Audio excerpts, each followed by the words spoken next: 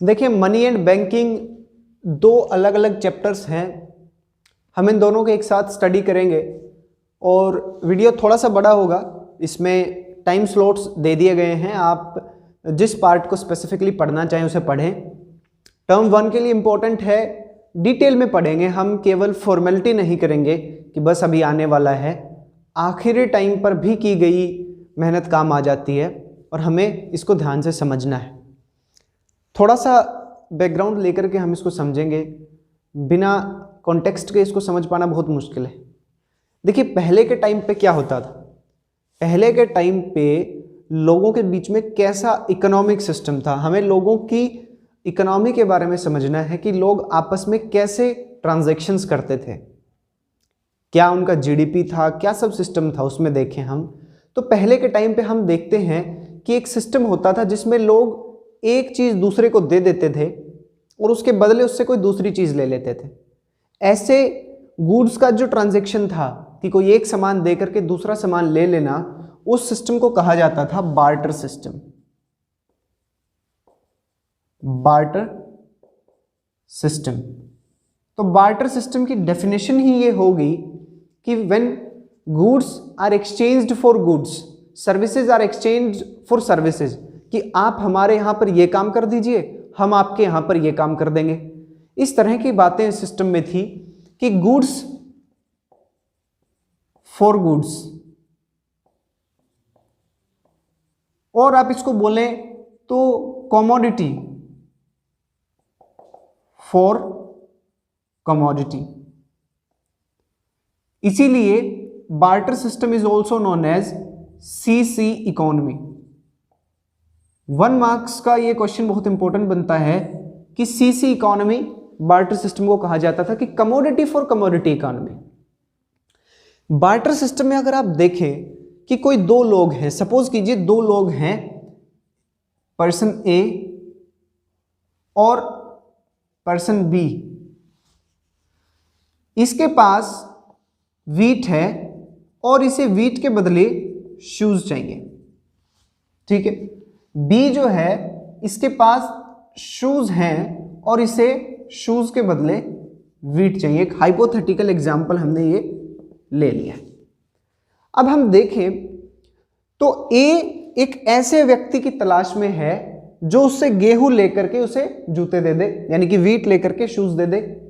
B एक ऐसे व्यक्ति की तलाश में है जहां वो जूते दे करके और उससे वीट ले ले।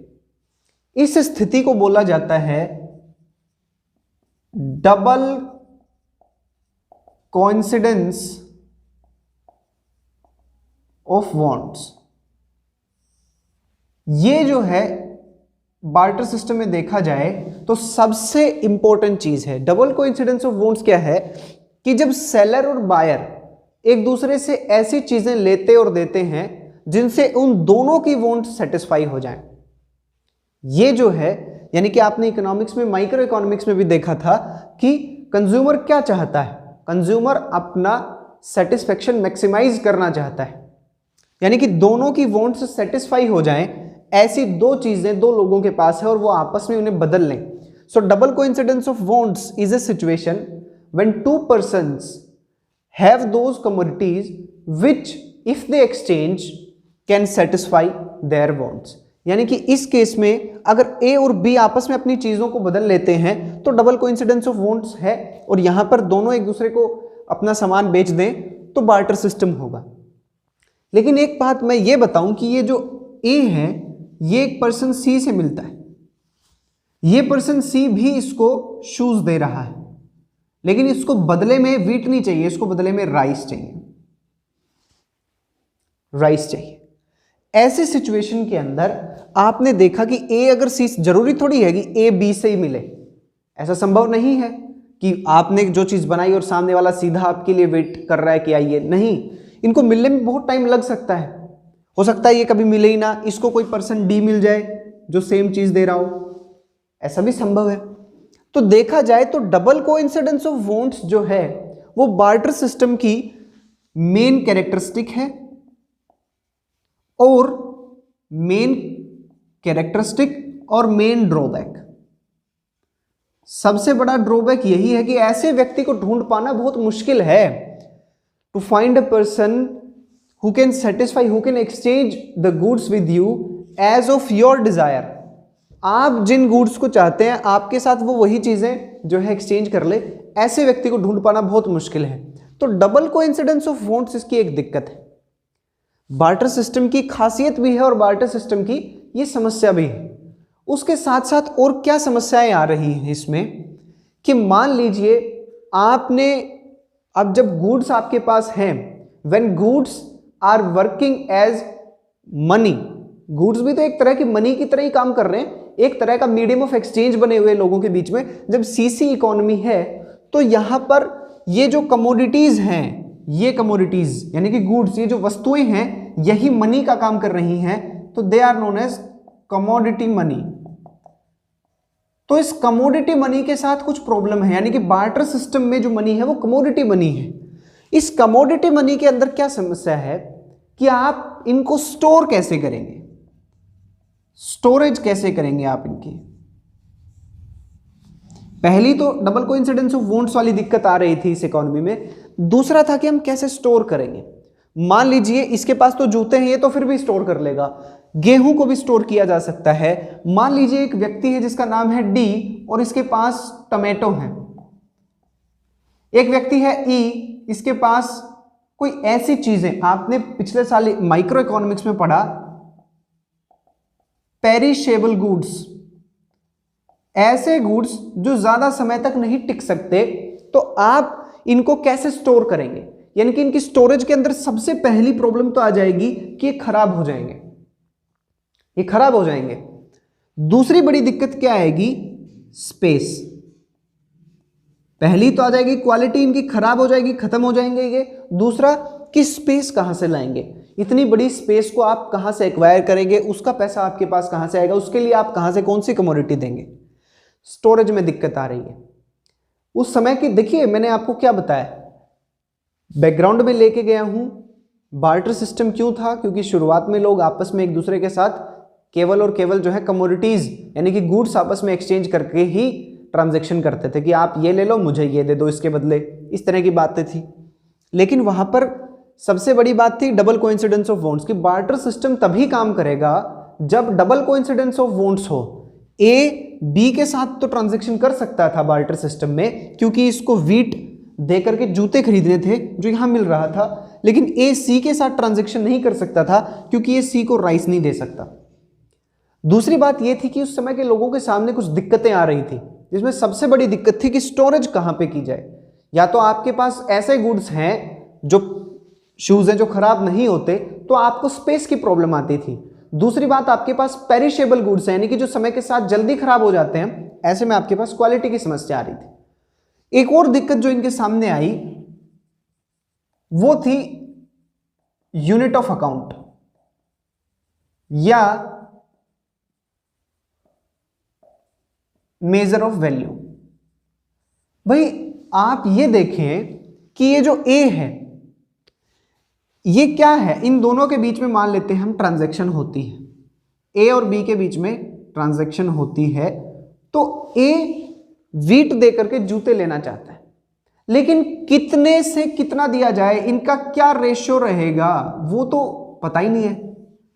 भाई 1 केजी ये चाहता है कि 1 केजी वीट के ऊपर वो 1 पेयर ऑफ शूज दे दे, इसको एक जोड़ी जूते दे दे। लेकिन बी चाहता है कि 2 किलो गेहूं के ऊपर मैं 1 पेयर ऑफ शूज दूंगा। तो ऐसे में एक कमोडिटी दूसरी कमोडिटी के साथ किस रेशो में अरेंज होगी, किस वैल्यू में अरेंज होगी, क्या उनके बीच में जो है ट्रांजैक्शन के लिए कौन सा अकाउंट माना जाएगा कि इतना किलो पे इतना मिलेगा। तो गुड्स को गुड्स के साथ कंपेयर कर पाना, उनकी वैल्यू सेट कर पाना बहुत बड़ी दिक्कत आ रही थी कि कितना देकर के कितना ले। ऐसी स्थिति में जिसकी जरूरत ज्यादा है, जिसे खाना है, इस केस में बी ही लॉस में रहेगा, क्योंकि बी को एक ऐसी चीज चाहिए जो एसेंशियल कमोडिटी है। इस तरह की बातें आ रही थी। उसके बाद क्या दिक्कत थी कि आप ट्रांसफर कैसे करें। मान लीजिए आपको अपने किसी जो है रिश्तेदार की मदद करनी है, किसी दोस्त की मदद करनी है, आप कैसे उसकी मदद कर पाएंगे, क्या आप उसके लिए ये कह देंगे कि मैं आपके लिए एक बैलगाड़ी भर के तरबूज भेज रहा हूं? क्या इस तरह की बात होगी? तो ट्रांसफर ऑफ वैल्यू में बहुत परेशानी आ रही थी कि कैसे कमोडिटी को हम ट्रांसफर करें, क्योंकि ट्रांसफर करने में फिर पेरिशेबल गुड्स वाली बात है और ट्रांसपोर्टेशन कॉस्ट लगेगी वो अलग से, और ट्रांसपोर्टेशन कॉस्ट वाला बंदा हो सकता है आपसे वो चीज ना ले जो चीज आप ट्रांसपोर्ट करवा रहे, हो सकता है उसे कोई और चीज चाहिए हो, ये भी ठीक है। एक और बड़ी दिक्कत आ रही थी, वो आ रही थी फ्यूचर पेमेंट। फ्यूचर पेमेंट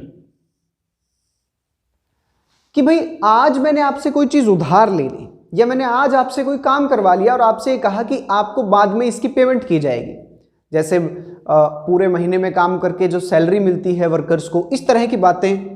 तो फ्यूचर पेमेंट में अगर आप देखा जाए, अगर आपने किसी से लोन ले रखा है और जब आप लोन की रीपेमेंट करेंगे तो क्या आप उसे वही क्वालिटी वापस दे पाएंगे? दो स्थिति है यहां पर कि या तो आप उसको और अच्छी क्वालिटी की चीज दे देंगे जिसमें आप लॉस में रहेंगे, या उसको खराब क्वालिटी की चीज दे देंगे जिसमें वो लॉस में रहेगा। तो इस तरह से लोगों के बीच में ट्रांजैक्शन बहुत लिमिटेड था, इन लोगों में बहुत समस्याएं आ रही थी। अब हम देखेंगे कि कैसे कैसे इन लोगों ने इन समस्याओं का सॉल्यूशन करना शुरू किया। देखिए, हमने देखा कि barter system, commodity for commodity, goods for goods, services for services, ये इकोनॉमी थी।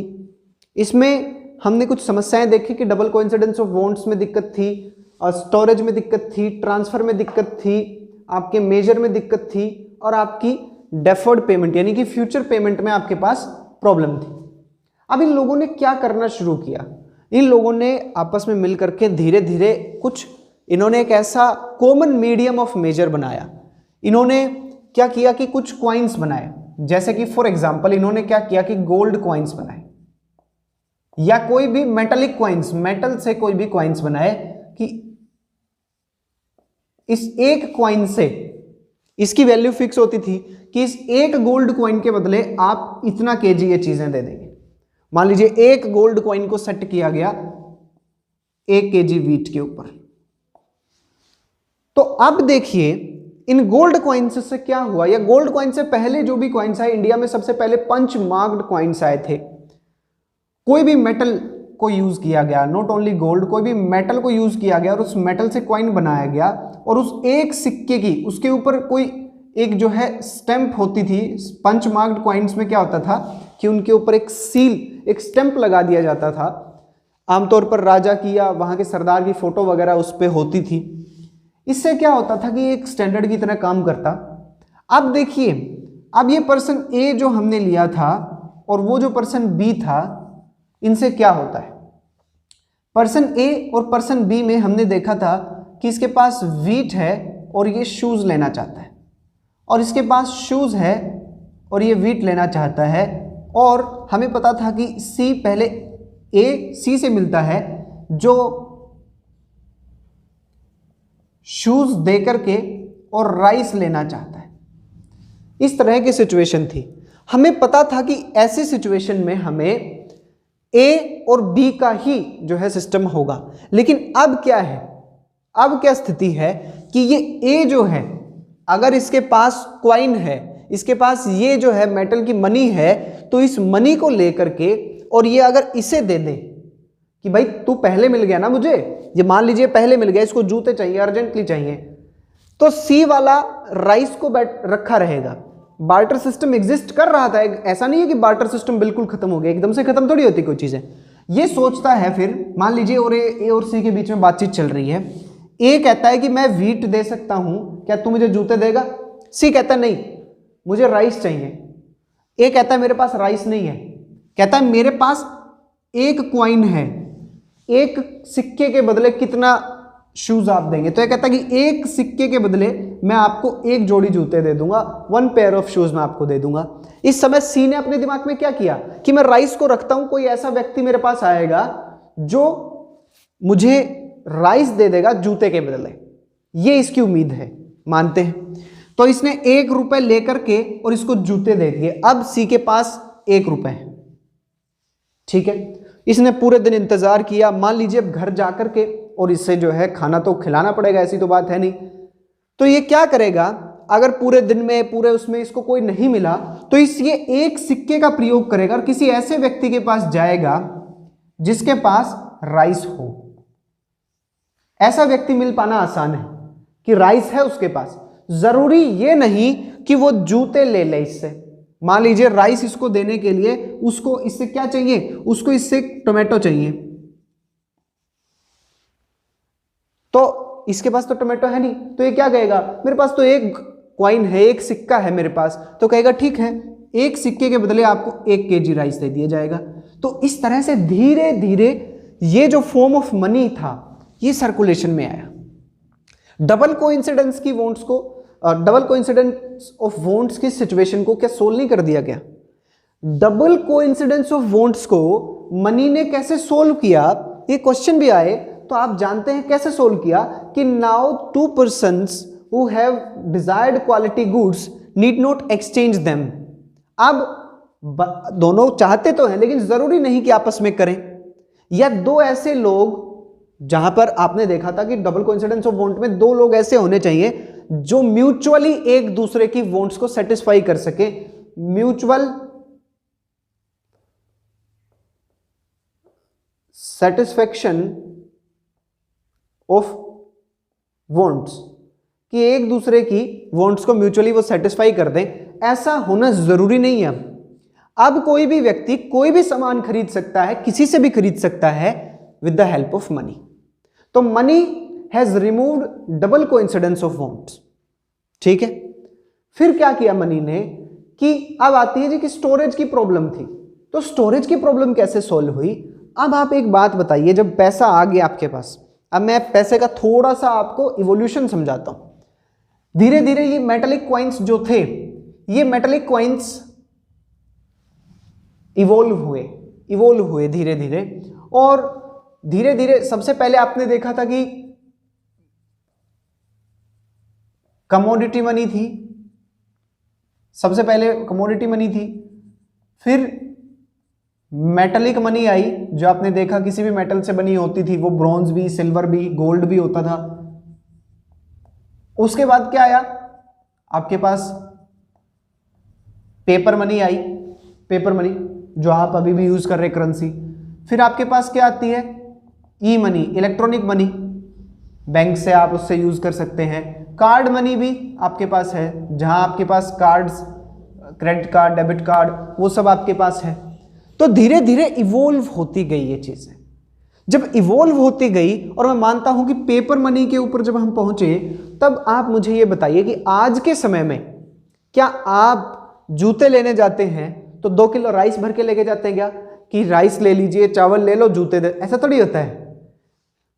अब तो आप पैसे देकर के जूते लेते हैं, और आपने तो वो गाना सुना भी है कि पैसे दे दो जूते ले लो। तो वो वाली बात है कि अब आप you need not find a person who can be a person who can satisfy your wants and you can satisfy his wants। यानी कि म्यूचुअल सेटिस्फेक्शन ऑफ वांट्स की जरूरत नहीं है। अब पैसा चलेगा। मनी अगर आपके पास है तो मनी के बदले आप कुछ भी एक्सचेंज कर सकते हैं। तो डबल कोइंसिडेंस ऑफ वांट्स को खत्म कर दिया। स्टोरेज में दिक्कत आ रही थी कि हम मनी को स्टोर कैसे करके रखें। अब ये आदमी ले जाकर के इसको स्टोर कैसे करेगा? आज स्टोरेज में कितना आसानी, आज आपके पास लॉकर फैसिलिटीज हैं, बैंक्स हैं, आपके पास म्यूचुअल फंड है, आपका खुद का घर है। आज आपको पैसे को सेव करने के लिए क्या चाहिए? कुछ भी नहीं चाहिए, आपको अपने लॉकर में रख देना है। स्टोरेज वाली दिक्कत बिल्कुल खत्म हो गई है। ट्रांसफर, आज के टाइम पे ट्रांसफर ऑफ मनी में कोई प्रॉब्लम है क्या? आप ऐसे क्यूआर कोड स्कैन करते हैं और टक से मनी ट्रांसफर हो जाती है। तो मनी ट्रांसफर में भी आपको कोई प्रॉब्लम नहीं है। आज आप बैंक के through money account, money transfer कर सकते हैं। और आप किसके थ्रू कर सकते हैं? आप मोबाइल फोन के थ्रू आप मनी को ट्रांसफर कर सकते हैं। ये भी ठीक है जी। अब मेजर की बात आती है। मेजर ऑफ वैल्यू के अंदर क्या है कि आपको पता था कि किस तरह से अरेंज किया जाए, इनको किस तरह से एक दूसरे के लिए सेट किया जाए कि कितने किलो वेट में कितना शूज मिलेगा, या कितने किलो वीट में कितना किलो राइस मिलेगा, कितने किलो वीट में कितना किलो टोमेटो मिलेगा। आज के टाइम पे क्या है? आज के टाइम पे इंडिया में देखा जाए तो रुपए है, और रुपए के इर्द गिर्द सारी चीजें, रुपीज के साथ अपने आप चीजें सेट हो जाती हैं। And that depends on demand and supply. Demand and supply पे डिपेंड करता है मार्केट के अंदर। मान लीजिए किसी की डिमांड बहुत ज्यादा है, तो जिसकी डिमांड ज्यादा है और सप्लाई कम है तो प्राइस अपने आप बढ़ जाएगी। जिसकी डिमांड कम है, सप्लाई ज्यादा है, उसकी प्राइस अपने आप घट जाएगी। भाई जिसकी जितनी वैल्यू उसके उतने नखरे, तो वो वाली बात है। आज अपने आप सेट हो जाती है मार्केट में। आज 50 रुपए राइस है, मान लीजिए कल राइस मार्केट में स्कैर्स हो गया, जो होलसेलर्स थे जब वो लेने के लिए गए, या कोई भी चीज जो होलसेलर से लेने के लिए गए, रिटेलर नहीं मिली, अगले दिन जैसे ही वो स्कैर्स क्वांटिटी बनती है, प्राइस राइज अपने आप हो जाता है। तो अब ये सेट हो गया कि now you need not set one quantity against the another या one good against the another. आज आप रुपए के जरिए सब कुछ कर सकते हैं। आज money has become a major of value. तो मनी अपने आप में क्या बन गई है? मेजर ऑफ वैल्यू बन गई है। अब आता है डेफर्ड पेमेंट और फ्यूचर पेमेंट्स। अब ये बिल्कुल आसान है भाई, आपने बार्टर सिस्टम की समस्याएं पढ़ी तो सीधा आंसर अब बनता आपका कि डेफर्ड पेमेंट में क्या प्रॉब्लम आती। डेफर्ड पेमेंट में क्वालिटी की प्रॉब्लम आती। अब डेफर्ड पेमेंट में आपने क्या किया, मान लीजिए आपने लोन लिया, तो लोन आपको पता है कि टाइम मान लीजिए 2 साल का है और आपके ऊपर इंटरेस्ट रेट 10% का है, तो 2 साल बाद आप उसको पैसे देंगे और वो पैसे कितने होंगे? जितना अमाउंट बनेगा। तो ना आप लॉस में रहे, ना वो सामने वाला बंदा लॉस में रहा। तो मनी ने डेफर्ड पेमेंट यानी कि फ्यूचर पेमेंट के लिए भी आसानी कर दी। आपने पहले ही डिसाइड किया कि मैं आपके घर पे 10 दिन या 1 महीने काम करूंगी और मेरी सैलरी होगी 10,000 रुपए, तो बहुत क्लियर है 1 महीने के बाद आप उसको 10,000 रुपए देंगे। 10,000 रुपए की क्वालिटी खत्म हो जाएगी क्या? वो बात अलग है कि रुपए की वैल्यू भी बढ़ती और घटती रहती है इंटरनल मार्केट में भी। भाई पहले इन्फ्लेशन जो है, इन्फ्लेशन के साथ हम इसको समझते, लेकिन इन्फ्लेशन फर्स्ट टर्म में नहीं है। इन्फ्लेशन के अंदर क्या होता है एक्चुअली में कि रुपए की वैल्यू खत्म हो जाती है, कम हो जाती है, सॉरी, रुपए की वैल्यू कम होगी। भाई पहले आप 1 रुपए में 4 टॉफीज ले सकते थे, आज आप 1 रुपए में 1 टॉफी ले सकते हैं, तो रुपए की वैल्यू कम हुई कि नहीं हुई? इस तरह की बातें आती हैं। तो ये 10,000 आप उसमें फ्यूचर पेमेंट में आसानी हो जाएगी। मैंने आपको बताया कि बार्टर सिस्टम एक ऐसा सिस्टम जहां goods for goods, commodity for commodity. Double coincidence of want एक ऐसी सिचुएशन थी जिस सिचुएशन में हमें 2 ऐसे लोगों की जरूरत थी जहां पर वो दोनों आपस में ऐसी चीजें लेना और देना चाहते हैं जिससे वो दोनों खुश हो जाएं। मैंने ए और बी का एग्जांपल लिया कि ए वीट देकर के शूज लेना चाहता है और बी शूज देकर के वीट लेना चाहता है। ये दोनों आपस में ट्रांजैक्शन कर लें तो ठीक है। अब इस ट्रांजैक्शन के बीच में एक दिक्कत आती थी कि क्या मेजर ऑफ वैल्यू होगा, कितने किलो वीट पे कितने पेयर ऑफ शूज मिलेंगे। इस तरह के इन दोनों के बीच में झगड़ा होता था, तो एक को लॉस होता था। ऐसे में मनी जब आई, मनी पहले कमोडिटी मनी आई, फिर metallic money I. Commodity barter system के अंदर कौन सी मनी थी? देखिए बार्टर सिस्टम हर जगह एग्जिस्ट करता है, आज भी बार्टर सिस्टम है, लेकिन कमोडिटी मनी जो थी वो बार्टर सिस्टम में थी। बार्टर सिस्टम में कमोडिटी मनी थी सिर्फ। मेटालिक मनी आने के बाद बार्टर सिस्टम कम होना शुरू हो गया और फिर धीरे धीरे आज तो आप लगभग ना के बराबर देखते हैं। मनी आने के बाद डबल कोइंसिडेंस ऑफ वांट्स को खत्म कैसे किया कि अब आपको एक दूसरे के साथ, मान लीजिए आप एक दूसरे से कोई चीज लेना चाहते हैं लेकिन आप बदले में उसको वो चीज नहीं दे सकते, तो आप उसको कॉइन दे दीजिए, आप उसको मनी दे दीजिए। अब आपको कोई ऐसा व्यक्ति ढूंढने की जरूरत नहीं है जिसके पास से आप कोई चीज लें और उसके बदले में आपको उसको वो चीज देनी पड़े जो उसको चाहिए। अब आप उसको सिक्का दे दो, वो अपना खुद देखेगा, वो उसकी टेंशन है। या आपको किसी से कुछ चाहिए तो आप उससे पैसे दीजिए और वो सामान लेके चल रही है। मेजर ऑफ वैल्यू में भी मनी ने क्या किया कि money has now become a major of value by itself, कि पैसा, रुपया खुद ही आज एक मेजर बन गया है जिसकी वैल्यू मार्केट डिमांड और सप्लाई सेट करती रहती है कमोडिटीज के साथ। बार्टर सिस्टम में एक समस्या आती थी कि हम कैसे स्टोरेज करके रखें, क्योंकि चीजें खराब हो सकती थी और स्टोरेज कॉस्ट के लिए बहुत बड़ी बड़ी चीजें, तरबूज स्टोर करके रखना है, कैसे करेंगे? आज पैसा आने के बाद आप उसको लॉकर में रख सकते हैं, बैंक में सेफ रख सकते हैं, स्टोरेज आसान हो गई है। उसके बाद आपके पास एक दिक्कत आती थी कि ट्रांसफर आप कैसे करेंगे। किसी के पास आपको पैसा भेजना है, मनी भेजनी है, कमोडिटी मनी को ट्रांसफर करना मुश्किल था। ये पैसा आने के बाद ट्रांसफर करना बहुत आसान है। आज के टाइम पे तो आप बैंक के थ्रू ट्रांसफर कर सकते हैं, आप चेक के थ्रू ट्रांसफर कर सकते हैं, आप फोन के थ्रू ट्रांसफर कर सकते हैं, कार्ड के थ्रू ट्रांसफर कर सकते हैं। मेजर मैंने आपको बता ही दिया कि money has now become a major of value. Future payments के लिए दिक्कत आती थी कि क्वालिटी मैच कर पाएंगे या नहीं, क्या कौन सा व्यक्ति लॉस में रहेगा, लेकिन आज फ्यूचर पेमेंट्स पहले ही डिसाइड हो जाती हैं और मनी के थ्रू आप कर पाते हैं। अब मनी की डेफिनेशन पे आएंगे। तो मनी आपने पूरा पढ़ लिया, मनी में और कुछ नहीं है, इतना ही है कि क्या पहले था और अब मनी ने क्या कर दिया। कुछ छोटे छोटे कॉन्सेप्ट और बचे, वो भी हम देखेंगे। देखिए मनी क्या कहती है। सो अब हम मनी की एक डेफिनेशन बनाएंगे, इन्हीं सबसे बनाएंगे कि मनी ने आखिर क्या किया है।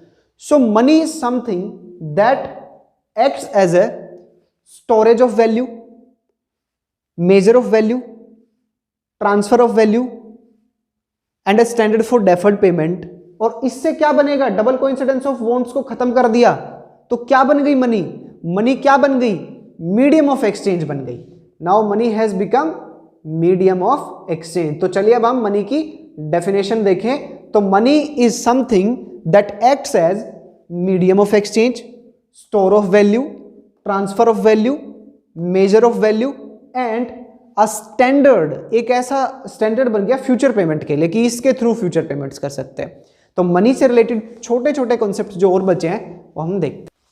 अब मनी से जुड़े हुए हम कुछ फैक्ट्स देखते हैं, कुछ बातें बची हुई थी। हमने देखा था कि क्या ड्रॉबैक्स थी, कैसे उसको फुलफिल किया, मनी की डेफिनेशन हमने देखी। देखिए मनी की एवोल्यूशन तो हमने ये देखी कि इस तरह से एवोल्यूशन है। मनी के कुछ टाइप्स हैं, थोड़ा सा देख लेते हैं, जरूरी नहीं है इतना। फिएट मनी का मतलब होता है कि मनी बाय लॉ, जो कानून के द्वारा आपको मनी इशू की गई है कि ये it will serve as a money, that is fiat money. ये लॉ के द्वारा बैक्ड बाय लॉ होता है। Fiduciary money is backed by trust. Cheque, cheque कोई मनी थोड़ी है, लेकिन विश्वास एक है उसमें। कमोडिटी मनी एक ऐसी मनी होती है जिसमें face value is equal to commodity value होती है कि 1 रुपए का गोल्ड कॉइन है तो उसके अंदर 1 रुपए जितना ही गोल्ड है। अब एक ऐसी वैल्यू, ये क्वेश्चन है मेरा आपसे, आप इसका आंसर मुझे बताएंगे कि एक ऐसी चीज जिसकी फेस वैल्यू उसकी कमोडिटी वैल्यू से ज्यादा होती है उसको क्या बोलते हैं। ठीक, इसका आंसर इस वीडियो में भी आ जाएगा आगे। अब हम देखिए कि मनी सप्लाई से क्वेश्चन आता है कि मनी सप्लाई क्या है।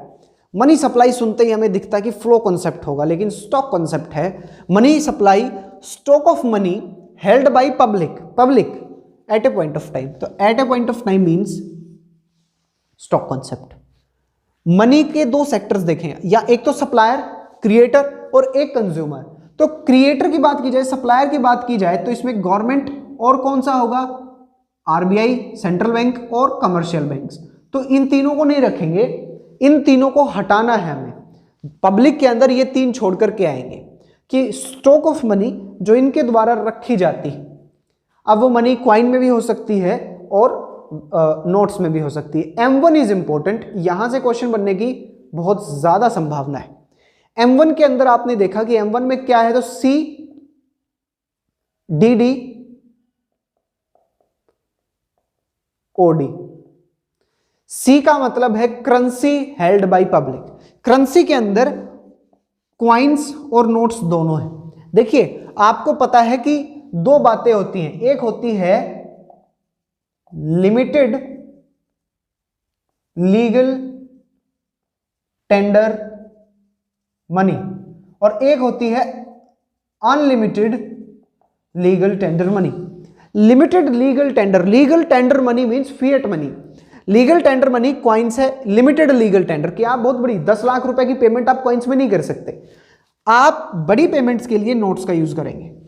ठीक है। डीडी का मतलब है डिमांड डिपॉजिट। यहां से एक आध बार क्वेश्चन आ जाता है, डिमांड डिपॉजिट्स। देखिए डिमांड डिपॉजिट का मतलब है डिमांड, कि जैसे ही आपको चाहिए आप निकाल सकते हैं, चेक लिखा तुरंत निकल जाएगा। ठीक है। एक होता है टाइम डिपॉजिट्स। टाइम डिपॉजिट्स को ही फिक्स्ड डिपॉजिट्स बोला जाता है, इनको आप ऐसे ही नहीं निकाल सकते। टाइम डिपॉजिट्स फिक्स्ड डिपॉजिट्स होते हैं जिनमें एक पर्टिकुलर टाइम सेट किया जाता है कि उसी मैच्योरिटी पे आप निकालेंगे। ठीक है। ओडी का मतलब है कि अदर डिपॉजिट्स। अब अदर डिपॉजिट्स कौन से, देखिएगा other deposits held by RBI. RBI के पास कौन से डिपॉजिट्स, याद रखिएगा कौन से डिपॉजिट्स, ये 1 मार्क्स का क्वेश्चन आ सकता है कि आरबीआई को इंटरनेशनल इंस्टीट्यूशंस, आईएमएफ, आरबीआई से जो आईएमएफ वर्ल्ड बैंक से जो पैसा मिला वो डॉलर मिलेगा वहां से, इंटरनेशनल लेवल पे किसी और देश की गवर्नमेंट से जो पैसा मिला वो, या नाबार्ड, रूरल एरिया का सबसे बड़ा बैंक, रूरल बैंकिंग का एपेक्स बैंक है नाबार्ड, जिसके बारे में रूरल बैंकिंग में हम पढ़ेंगे इंडियन इकोनॉमिक डेवलपमेंट में। नाबार्ड क्या कहता है, नाबार्ड ने जो पैसा इसके पास रखा हुआ है ये 3 ही इंक्लूडेड होंगे, 4th इंक्लूडेड नहीं होगा। यहां पे कुछ समझने का नहीं है, अगर आपको लगता है इसमें कुछ समझने का है तो समझने का नहीं है, फैक्चुअल इंफॉर्मेशन भी बहुत बार इकोनॉमिक्स में आती है जो हमें याद करनी पड़ती है। ये 3 चीजें हैं। M2 क्या है, देखिए ये कॉन्सेप्ट्स कब आए थे, 1977 में आए थे ये। देखिए M1 क्या है, M1 को तुरंत आप कैश में वो कर सकते हैं, मोस्ट लिक्विड है, इन सबसे ज्यादा लिक्विड है ये, मोस्ट लिक्विड कॉन्सेप्ट। ये एक कंपोनेंट है मनी सप्लाई का, कंपोनेंट्स हैं ये, components of money supply. M1 सबसे ज्यादा लिक्विड क्यों है, क्योंकि सबसे ज्यादा तो करेंसी है, पैसा दिया सीधा का सीधा आप चीज ले सकते हैं, डीडी तुरंत निकाल सकते हैं, तो ये मोस्ट लिक्विड है। M2 में क्या है कि M1 plus post office savings. अब पोस्ट ऑफिस सेविंग्स को क्यों रखा गया, यहां जैसे जैसे आगे बढ़ेंगे तो लिक्विडिटी कम होती जाएगी। जैसे M2 में आप गए, M1 और M2 जो है ये नैरो कॉन्सेप्ट है, और M3 M4 को ब्रॉड कॉन्सेप्ट बोला जाता है, क्योंकि इसमें ज्यादा चीजें इंक्लूडेड है। यहां आप जैसे ही गए पोस्ट ऑफिस सेविंग्स में, तो पोस्ट ऑफिस सेविंग को आप चेक के थ्रू नहीं निकाल सकते, ऐसे आपकी मर्जी से नहीं निकलेगा, इसमें टाइम लगता है, तो लेस लिक्विड है ये।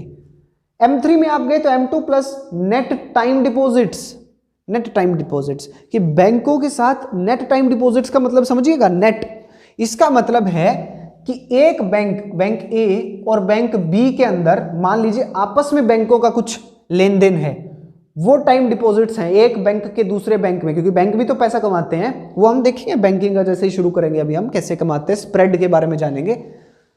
ए बी के पास जो भी डिपॉजिट्स हैं, चाहे बैंक ए का बैंक बी में कोई भी डिमांड डिपॉजिट हो, वो भी काउंट नहीं होगा ओडी में, और अगर इनका कोई टाइम डिपॉजिट है तो टाइम डिपॉजिट नहीं होगा, नेट टाइम डिपॉजिट केवल जनता के द्वारा दिए गए टाइम डिपॉजिट्स ही काउंट होंगे। अब टाइम डिपॉजिट्स को देखा जाए तो और ज्यादा लेस लिक्विड है, मोस्ट लिक्विड, और फिर लिक्विडिटी कम होती जा रही है। लिक्विडिटी मींस तुरंत आप उस चीज को कन्वर्ट करके और उससे कोई सामान ले सकते हैं नहीं। M3 M4 की बात की जाए तो पोस्ट ऑफिस सेविंग्स इसमें जोड़ दी जाती हैं, NSC हटा करके लिक्विडिटी अब और कम हो जाएगी। NSC नेशनल सेविंग सर्टिफिकेट को हटाकर अब आता है high powered money. High powered money is important. High powered money क्या कहता है, हाई पावर्ड मनी H से डिनोट की जाती, यह कहता है कि कैश और करेंसी विद पब्लिक प्लस में कैश रिजर्व्स, बैंकों के कैश रिजर्व्स, ये सबसे ज्यादा पावरफुल है। क्यों, क्योंकि बैंकों के पास बहुत इमेंस कैश रिजर्व्स होते हैं, और जब आप उनको भी कलेक्ट कर लेंगे, उनको भी ऐड कर लेंगे, तो ये बहुत बड़ा पूल बन जाता है। सिर्फ मनी में इतना था, मनी खत्म। अब बैंकिंग देखते हैं, मनी से रिलेटेड कोई भी डाउट होता है तो आप जरूर पूछ सकते हैं, एक बार बुक पढ़ के देखें और फिर आपको लगेगा कि यार मनी तो सारा ही सब कुछ ही हो गया, इसमें तो कुछ था ही नहीं। अब हम बैंकिंग के बारे में देखते हैं कि बैंकिंग का क्या सिस्टम है। देखिए बैंक्स क्या हैं, एक आपने सुना कि फाइनेंशियल इंस्टीट्यूशंस होते हैं, फाइनेंशियल इंस्टीट्यूशन, तो किसी भी फाइनेंशियल इंस्टीट्यूशन को अगर बैंक बनना है तो 2 मेन फंक्शंस उसको परफॉर्म करने हो, यानी कि a bank is a financial institution that performs 2 main functions. अब वो 2 कौन से फंक्शन है जिससे कि एक फाइनेंशियल इंस्टीट्यूशन एक बैंक बनता है, वो 2 फंक्शंस हैं, एक्सेप्टिंग डिपॉजिट्स, साथ साथ लिखते रहें, एंड एडवांसिंग लोन्स। 2 यहां देखा जाए तो फाइनेंशियल इंस्टीट्यूशंस में क्या है, फाइनेंशियल इंस्टीट्यूशन में LIC को देख लीजिए, LIC लोन तो देता है, LIC डिपॉजिट्स एक्सेप्ट नहीं करता, तो बैंक नहीं। तो बैंक एक ऐसा इंस्टीट्यूशन है जो डिपॉजिट्स एक्सेप्ट करता है, लोन्स एडवांस करता है। ये मेन फंक्शंस हैं। कुछ और भी फंक्शंस हैं, जैसे आप बैंक के अंदर जाकर के फाइनेंशियल कंसल्टेंसी उनसे ले सकते हैं कि कैसे मैं अपने फाइनेंस को मैनेज करूं, टैक्स वगैरह के बारे में। लॉकर फैसिलिटी आपको देते हैं, ओवरड्राफ्ट फैसिलिटी आपको दे देते हैं कि आप अपने करंट अकाउंट से ज़्यादा पैसे यूज कर सकें। वो कुछ रिस्पेक्टेड ऐसे उनके ग्राहक होते हैं, उन्हीं पे अवेलेबल होती है, हालांकि उस पर उनको टैक्स देना पड़ता है। वो सब हमारे काम का नहीं। हम बैंकिंग सेक्टर के बारे में पढ़ेंगे, हम आरबीआई के बारे में इसमें पढ़ेंगे, और हम ये देखेंगे कि आरबीआई आखिरकार कैसे पूरे देश में मनी सप्लाई को कंट्रोल करता है। इस चैप्टर में दो इंपॉर्टेंट बातें आएंगी कि credit creation, money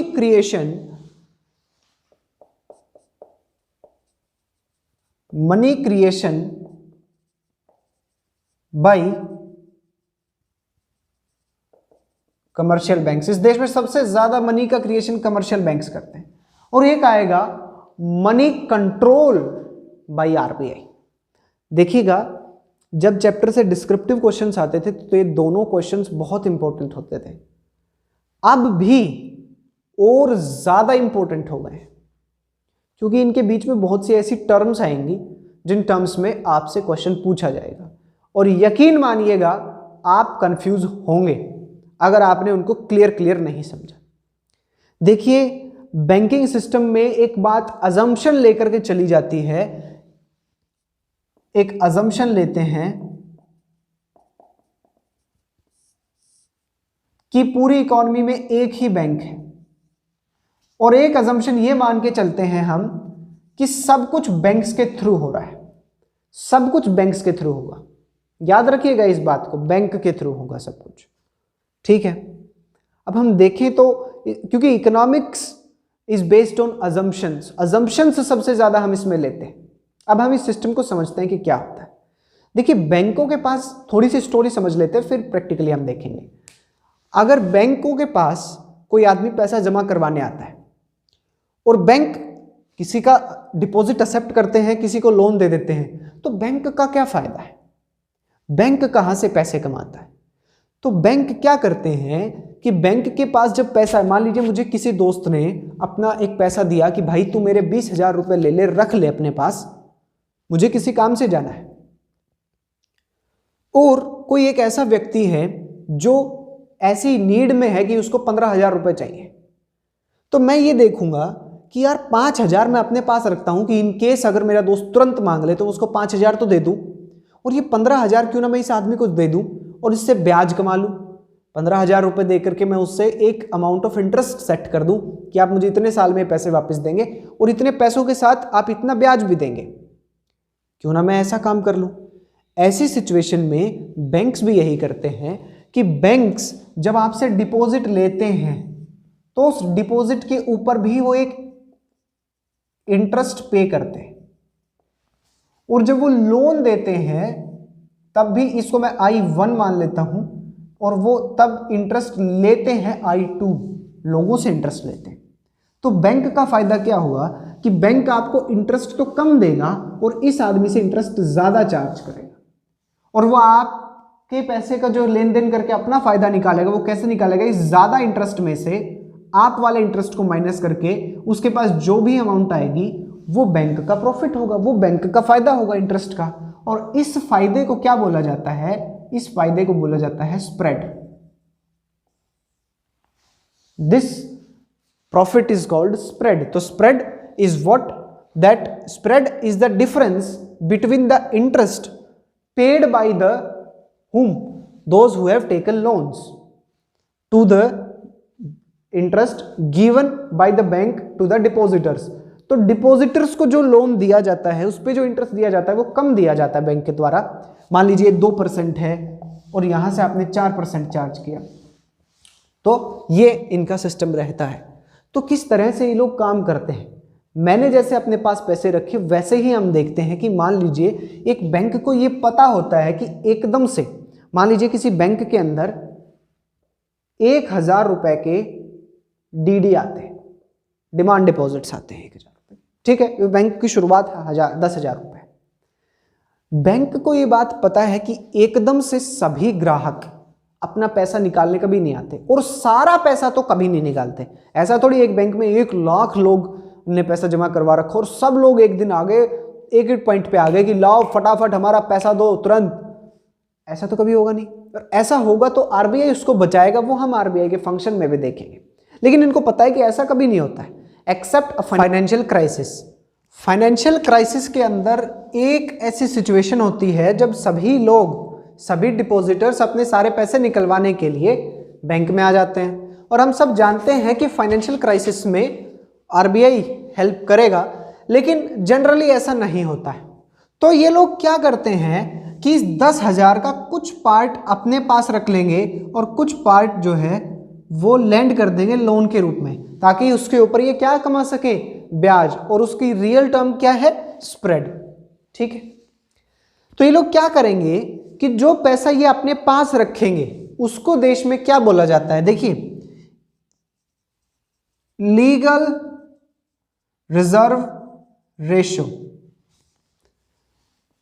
required cash reserves भी बोल सकते हैं हम, लीगल रिजर्व रेशो बोला जाता है, या कैश रिजर्व रेशो बोला जा सकता है। सीआरआर और एलआरआर, इंडिया में ये दोनों एक ही के लिए यूज होते हैं।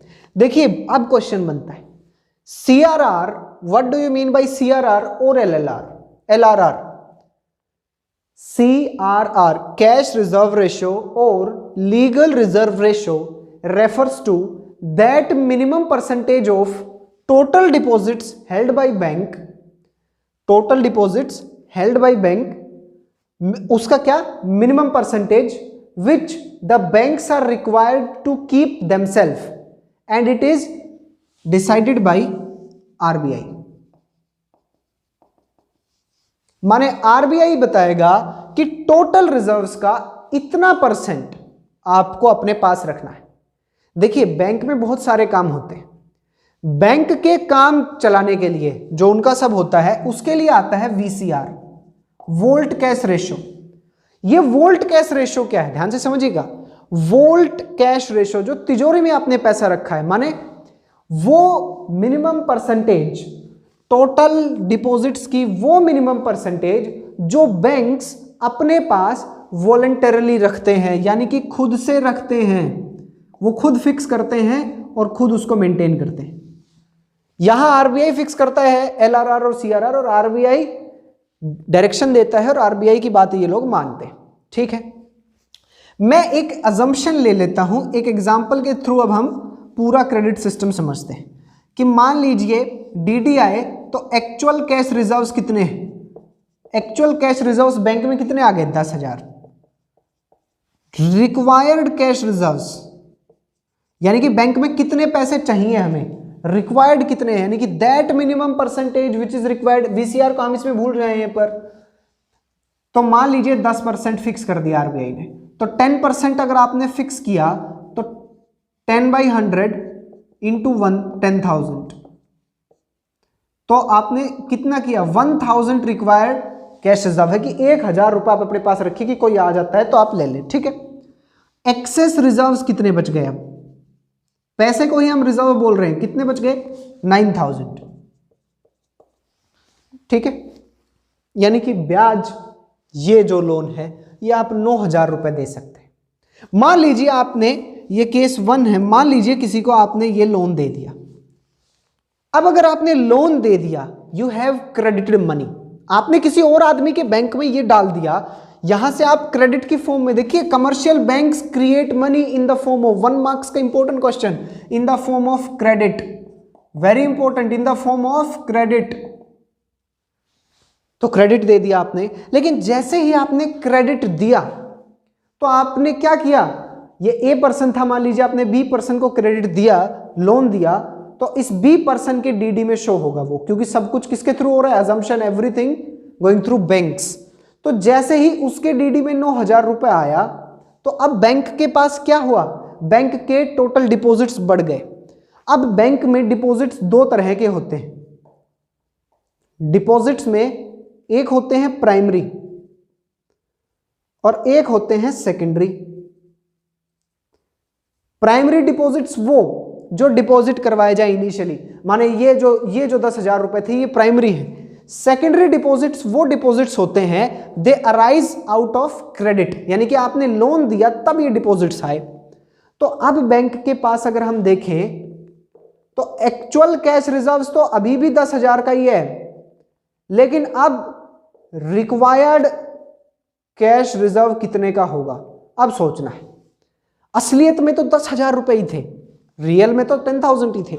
अब आपने क्या किया कि 9,000 रुपए किसी और आदमी के खाते में डाल दिए, तो अब आपके पास बैंक के अंदर देखा जाए तो आपके एसेट और लायबिलिटीज दोनों बराबर हैं और वो 19,000 रुपए।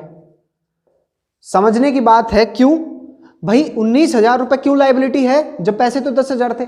मान लो ये 10,000 रुपए वाला बंदा आके कहे कि मुझे मेरे 10,000 वापस दो, और मान लो कि ये 9,000 वाला एकदम से आके कहे कि मुझे 9,000 रुपए वापस दो, तो अब आप कहां मर गए।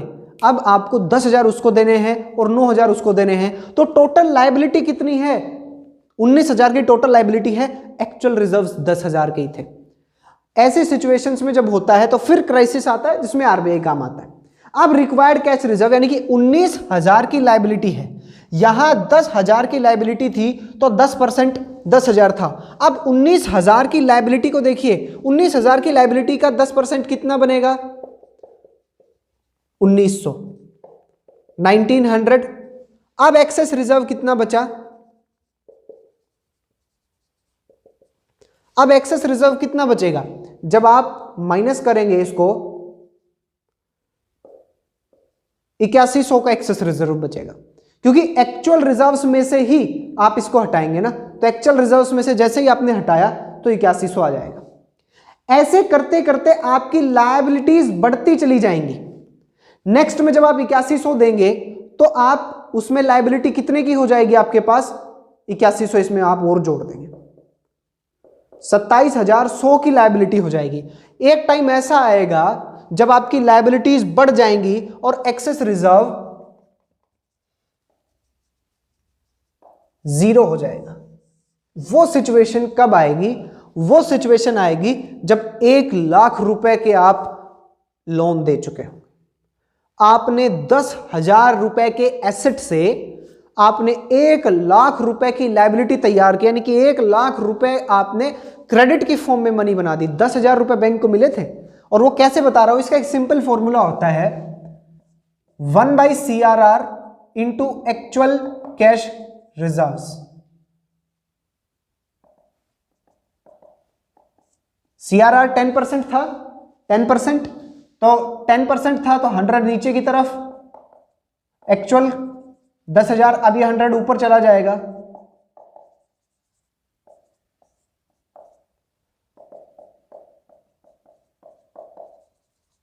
$100,000 यानी 1,00,000 रुपए। ये जो सिस्टम है, तो बैंक्स अगर बैंक्स चाहे तो मैक्सिमम कितना बना सकते हैं, यानी कि ये क्या शो करता है maximum credit creation. Maximum credit creation का फॉर्मूला देखिएगा, ऑब्जेक्टिव में क्वेश्चन बहुत मारा जाएगा आपको। ऑब्जेक्टिव में क्वेश्चन क्या कह दे, मान लीजिए कि giving CRR 10%, a bank receives the demand deposits of DD of 10,000. Now the question is what maximum amount of credit can be given by the bank.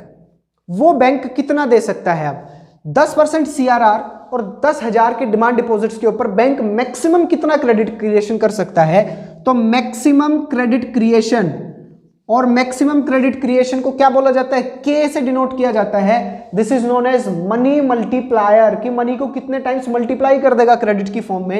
And the formula is 1/CRR और LRR into actual cash reserves. Actual cash reserves. Now actual credit creation varies from this money multiplier, this maximum credit creation, because actual में आपको क्या चाहिए, actual में आपको VCR भी रखना होगा। तो जब VCR भी रखना होगा तो 1/CRR प्लस VCR कर दिया जाएगा, वो मैं दिखाता हूं। देखिए अभी मैंने आपको बताया कि मैक्सिमम क्रेडिट क्रिएशन कि कितना क्रेडिट बैंक दे सकते। आपने देखा था, थोड़ा सा एक बार रिवाइज करवा देता हूं, थोड़ा सा मुश्किल है, कि बैंक को रिसीव हुए थे 10,000 रुपए के डिमांड डिपॉजिट्स। तो बैंक का कैश रिजर्व यानी कि उसके पास कितना पैसे हैं वो बन गया 10,000। CRR जो कि RBI फिक्स करता है, जिसको LRR भी बोल देते हैं इंडिया में, वो है 10%। ये बैंक्स अपने पास ही रखते हैं। 10% मतलब 1,000 रुपए उनका रिक्वायर्ड, ये क्या बन गया, रिक्वायर्ड कैश रिजर्व। ठीक, अब उनके पास एक्सेस में कितना पैसा पड़ा है जिसपे ब्याज कमा सकते हैं, तो वो कितना है, actual cash reserves minus required cash reserves is equal to excess cash reserves. तो 10,000 minus 1,000 is equal to 9,000. So bank when received 10,000 rupees, that means the bank has a liability. Bank के पास एसेट और liability को maintain करना होता है। देखिए, उसके पास 10,000 रुपए के एसेट थे और उसके पास 10,000 रुपए के लायबिलिटी थे। मतलब 10,000 रुपए से वो लोन दे करके और पैसे कमा सकता था। Anything which helps you earn is an asset and anything you have to pay on is a liability. तो लायबिलिटी इसलिए है क्योंकि 10,000 रुपए वापस भी देने हैं। बैंक ने क्या किया, अब बैंक के पास ये डिमांड डिपॉजिट्स थे। हमें पता है कि डिपॉजिट्स दो तरह के होते हैं, याद रखिएगा। एक होते हैं प्राइमरी डिपॉजिट्स और एक होते हैं सेकेंडरी डिपॉजिट्स। प्राइमरी डिपॉजिट्स वो डिपॉजिट्स होते हैं जो डायरेक्टली बैंक के अंदर आते हैं इस तरह से।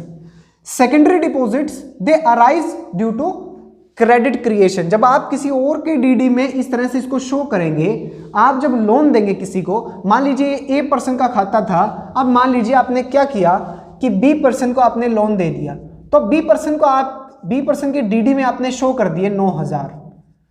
एक आदमी आपके बैंक में 10,000 रुपए जमा करवाने आया तो 10,000 दिख रहा था, यहां 9,000। तो अब बैंक ने देखा कि मेरे पास मेरी एसेट और मेरी लायबिलिटी का स्टेटस क्या है। उसने कहा अब एसेट लायबिलिटी इक्विलिब्रियम टूट गया है, मेरे पास एसेट कम है, मेरे पास लायबिलिटी ज्यादा है। बोला कैसे? बोला मेरे पास एसेट तो 10,000 ही है, रियल में मनी तो 10,000 ही है, लेकिन लायबिलिटी कितनी हो गई है, 10,000 तो देने ही देने। अगर वो मांगने आ गया, अगर ये 9,000 वाला बंदा आ जाता है तो 9,000 भी देने हैं।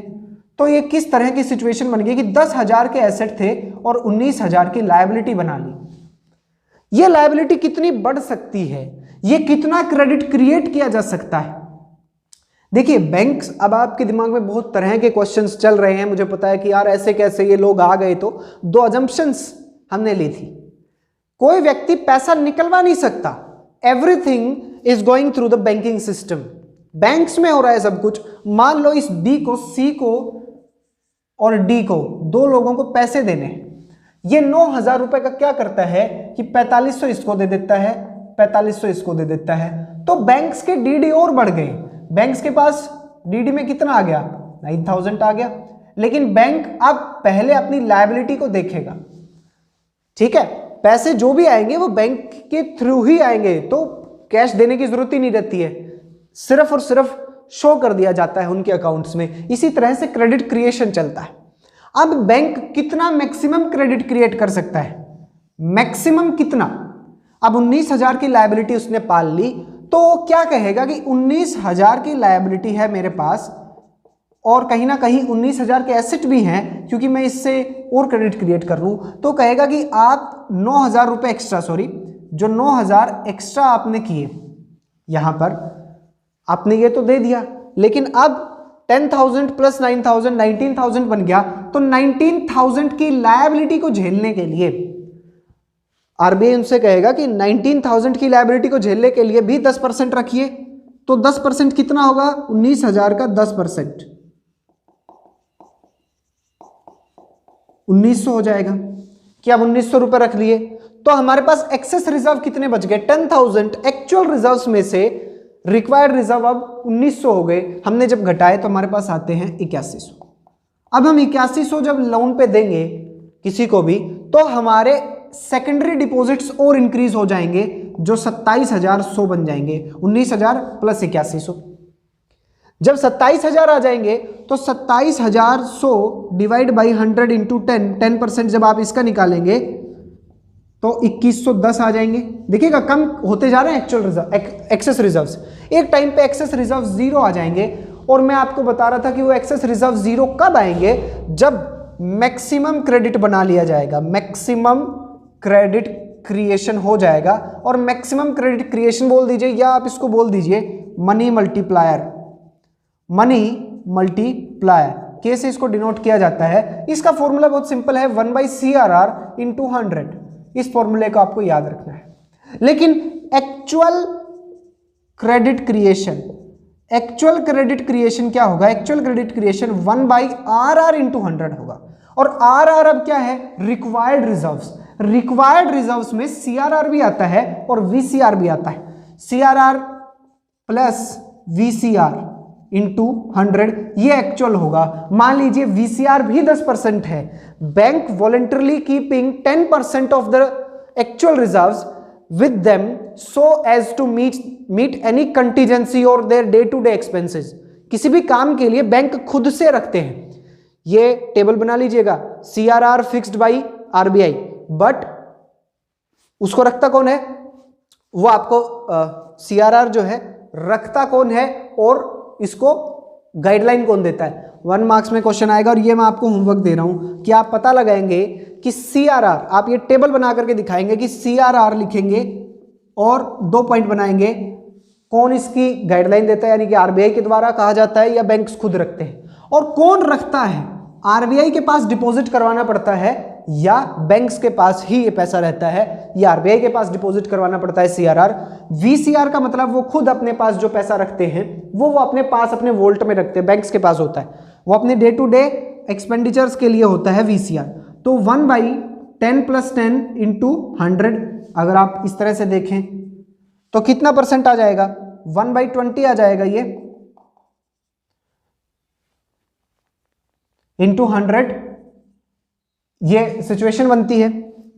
अब क्या है कि 1/100 के साथ साथ ये तो 1/CRR into actual cash reserves, sorry 1/CRR into actual cash reserves, 1/RR into actual cash reserves. तो एक्चुअल कैश रिजर्व्स अब आपके पास कितने हैं, देखिए एक्चुअल कैश रिजर्व्स आपके पास आएंगे 10,000 के, 10,000 रुपए थे, 20% यानी कि 10/20, और 20 के नीचे 100 आएगा, वो ऊपर चला जाएगा 10,000।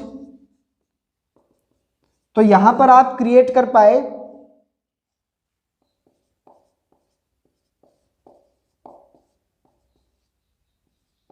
50,000 का, 1 लाख का नहीं, 50,000 का आप क्रिएट कर पाए। ये क्रेडिट क्रिएशन है। आप इसको 2-3 बार देखें, ये तभी आपको समझ में आएगा। अब हम हमारे जो कमर्शियल बैंक है उस कमर्शियल बैंक के फंक्शंस देखते हैं, और उस कमर्शियल बैंक का एक फंक्शन, कमर्शियल बैंक के फंक्शन हम देख चुके हैं। सेंट्रल बैंक के बारे में, इंडिया में RBI के बारे में पढ़ेंगे हम। याद रखिएगा कि उसी का एक फंक्शन है मनी कंट्रोल, और उस मनी कंट्रोल को डिटेल में पढ़ना है। इस चैप्टर में 2 ही चीजें डिटेल में पढ़ने की, पहली ये और दूसरी अब जो पढ़ाएंगे। अब हम सेंट्रल बैंक के बारे में देखते हैं।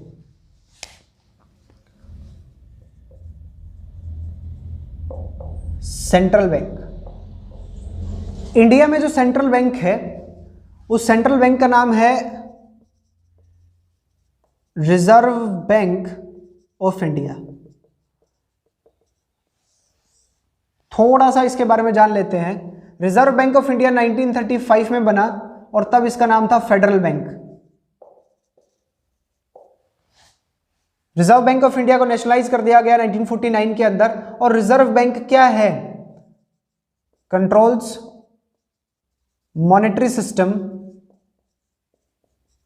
In India. एक 5 नंबर में क्वेश्चन आता था मॉनेटरी सिस्टम इन इंडिया, हम इसको अभी डिटेल में देखते हैं। इसके बारे में एक बात और है कि ये क्या है, लिख लीजिए, an apex bank controlling money circulation या money supply in the economy.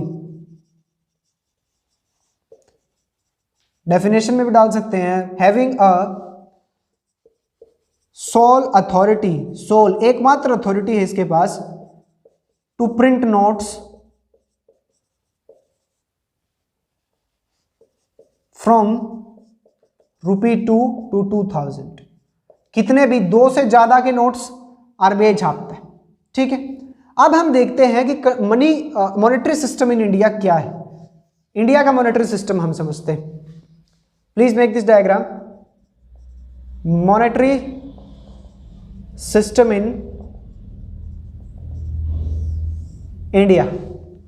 I have asked in the money part, एक मैंने बोला था कि एक ऐसी करेंसी, एक ऐसी मनी जिसकी face value greater than commodity value होती है, उसका नाम क्या है? उसका नाम है पेपर करेंसी। और पेपर करेंसी यानी कि 2000 रुपए का नोट लिखा हुआ है उसके ऊपर। क्या 2000 रुपए के नोट के अंदर जो सामान है, जो कागज है, 2000 रुपए का है? नहीं। तो ये पेपर करेंसी है। इंडिया में कौन सा सिस्टम फॉलो होता है? देखिए, पेपर करेंसी के लिए, इस पेपर करेंसी को छापने के लिए इंडिया मिनिमम रिजर्व सिस्टम को फॉलो करता है। मिनिमम रिजर्व सिस्टम क्या है? मिनिमम रिजर्व सिस्टम में 2 चीजें आती हैं कि 115 करोड़ का जो है गोल्ड और 85 करोड़ आप फॉरेन एक्सचेंज रखेंगे अपने पास, यानी कि 200 करोड़ के रिजर्व्स रख के आप कितनी भी मनी छाप दीजिए। पहले क्या होता था? पहले क्या होता था देखिएगा, पहले होता था convertible paper currency standard. Convertible paper currency standard. Convertible का क्या मतलब है? देखिए, कन्वर्टिबल का मतलब हम देखें तो हमने देखा कि एक मिनिमम रिजर्व रखा जाता है। यहां पर क्या था कि गोल्ड को फिक्स किया गया कि जितने करेंसी आप छापेंगे, जितने वैल्यू की करेंसी आप छापेंगे, उतना गोल्ड आप अपने पास रखें।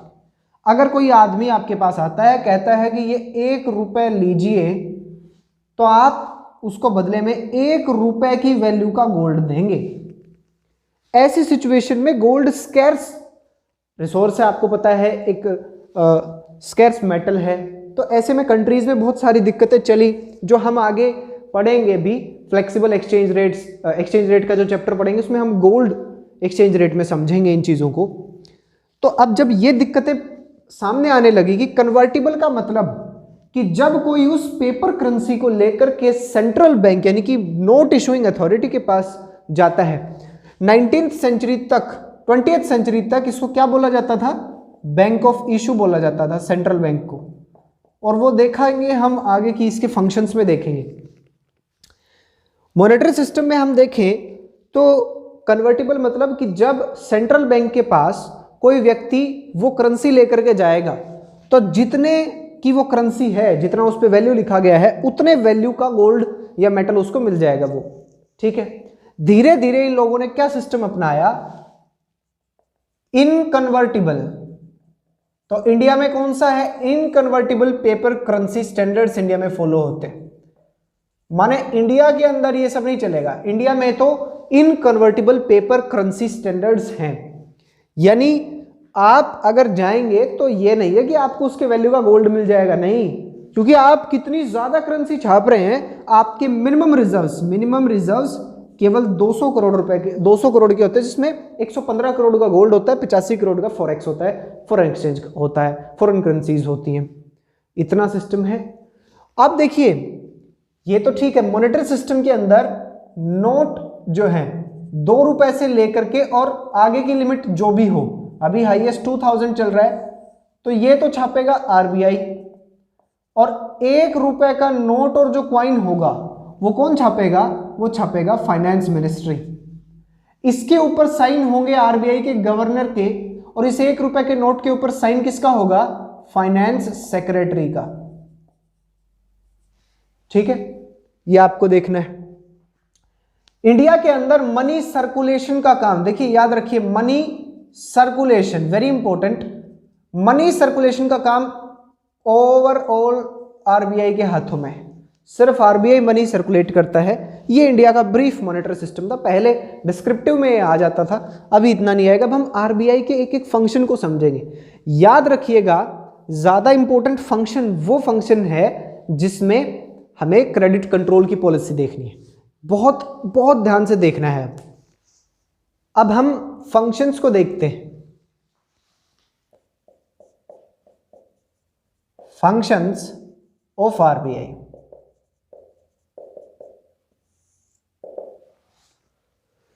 आरबीआई के फंक्शंस में क्या क्या इंपॉर्टेंट है? देखिए, सबसे पहला आरबीआई का सबसे मेन काम क्या है? नोट प्रिंट करना। तो बैंक ऑफ इशू यानी कि नोट प्रिंटिंग आरबीआई का सबसे, नोट यानी कि देखिए, पेपर करेंसी और क्वाइंस दोनों, 1 रुपए से ऊपर की जो भी क्वाइंस और जो भी पेपर करेंसी होंगे वो बैंक ऑफ इशू यानी कि आरबीआई ही प्रिंट करेगा और आरबीआई ही उन्हें सर्कुलेशन में लाएगा। आपको पता है कि इसके लिए जो कंडीशन थी वो थी 200 करोड़ वाला मिनिमम रिजर्व। ठीक है, दूसरा इसका जो फंक्शन है वो क्या होगा? देखिए, आरबीआई क्या है? बैंकर्स बैंक, या आप इसको क्या बोल सकते हैं? Bank of banks. यहां देखिएगा, बड़ा इंपॉर्टेंट है। आरबीआई जो है, आरबीआई, एक डायग्राम और हम यहां पर भी बनाएंगे। आरबीआई और कमर्शियल बैंक्स के बीच में कैसा रिलेशन है? आरबीआई और कमर्शियल बैंक्स के बीच में वैसा ही रिलेशन है जैसा आम जनता और कमर्शियल बैंक्स पे। आरबीआई भी क्या करता है? कमर्शियल बैंक्स को लोन देता है और कमर्शियल बैंक्स आरबीआई को अपना क्या देते हैं? याद रखिएगा, सरप्लस फंड्स आरबीआई में डिपॉजिट करवाते हैं। भाई, बैंकों के पास जो पैसा है, जो ज्यादा है, वो आरबीआई में भी देते हैं। अब इसको समझना है थोड़ा सा, दो इंपॉर्टेंट टर्म्स आएंगे। भाई, जब आरबीआई लोन दे रहा है इनको तो आरबीआई भी इंटरेस्ट लेगा। तो बैंक्स को जो लोन दिया जाता है वो दो तरह का होता है। एक होता है लॉन्ग टर्म और एक होता है शॉर्ट टर्म। जो लॉन्ग टर्म लोन दिया जाता है, अब लोन देगा तो आरबीआई भी तो ब्याज लेगा। तो लॉन्ग टर्म लोन्स के ऊपर जो ब्याज लिया जाता है, जिस रेट ऑफ इंटरेस्ट पर लॉन्ग टर्म लोन्स देता है आरबीआई बैंक्स को, उसको बोला जाता है बैंक रेट। याद रखिएगा, बैंक रेट। बैंक रेट पे बहुत कंफ्यूज हो जाएंगे आप। बैंक रेट पे लिखेंगे कि the rate at which commercial banks give loan to general public. नहीं, bank rate is the rate at which RBI gives loan to commercial banks. Short term loan की हम बात करें तो शॉर्ट टर्म 14 डेज तक, यहां पर जो आता है उसको बोला जाता है रीपरचेज रेट, और आप इसको जानते हैं किस नाम से? Repo rate. The rate at which RBI provides loan to commercial banks for short term. ठीक है, यहां मैं आपके लिए क्वेश्चन देता हूं कि कौन से के अंदर आपको कोलेट्रल चाहिए होता है? कोलेट्रल बेसिस कौन से में होती है, ये आपको खुद फाइंड आउट करना है कि बैंक रेट में कोलेट्रल चाहिए होता है या रेपो रेट में। कोलेट्रल का मतलब होता है कि कोई चीज गिरवी रखना सिक्योरिटी के रूप में, कि आप लोन रीपे नहीं कर पाए तो हम इस चीज से वो काम कर लेंगे। भाई, जब ये लोग अपना पैसा डिपॉजिट करवा रहे हैं, अपने फंड्स डिपॉजिट करवा रहे हैं, तो आरबीआई भी तो इन्हें एक जो है वो देगा, इंटरेस्ट देगा, और वो रेट ऑफ इंटरेस्ट कहलाती है रिवर्स रेपो रेट।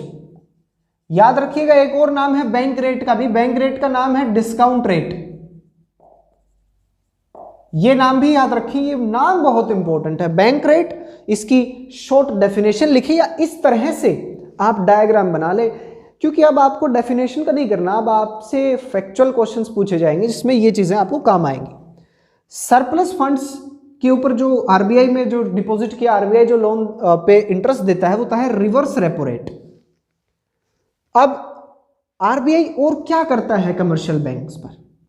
आरबीआई का तीसरा जो आता है हमारे सामने रोल, वो आता है supervisory role. Supervisory role, RBI commercial banks को क्या देता है? डायरेक्शंस। आरबीआई डायरेक्शंस देता है और आरबीआई कभी कभी स्ट्रिक्ट एक्शन भी ले लेता है जब वो नहीं मानते हैं। ठीक है, आरबीआई इनको क्या क्या डायरेक्शन देता है, उन डायरेक्शंस को हम पूरा डिटेल में स्टडी करेंगे कि कमर्शियल बैंक्स के जो डायरेक्शन दी जाती है वो मनी कंट्रोल में देखेंगे।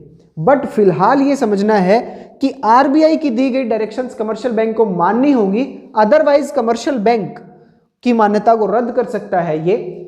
और स्ट्रिक्ट एक्शन यानी कि जब आप नहीं मानेंगे तो आपके खिलाफ एक कठोर दंडात्मक कार्यवाही भी की जा सकती। ये इसका सुपरवाइजरी रोल है। अब आरबीआई का गवर्नमेंट के साथ देखें हम, क्योंकि आरबीआई गवर्नमेंट के साथ क्या रिलेशन है, तो RBI is also known as government's bank. Government's bank, देखिए मैं अब आपको यहां पर दिखा देता हूं कि आरबीआई और गवर्नमेंट ऑफ इंडिया के बीच में क्या सिस्टम है। देखिए आरबीआई जो है वो गवर्नमेंट ऑफ इंडिया के लिए एडवाइजर का काम करता है, सलाह देता है गवर्नमेंट ऑफ इंडिया को। आरबीआई गवर्नर को अपॉइंट किया जाता है प्रेसिडेंट के द्वारा, और सलाह एडवाइजरी रोल है।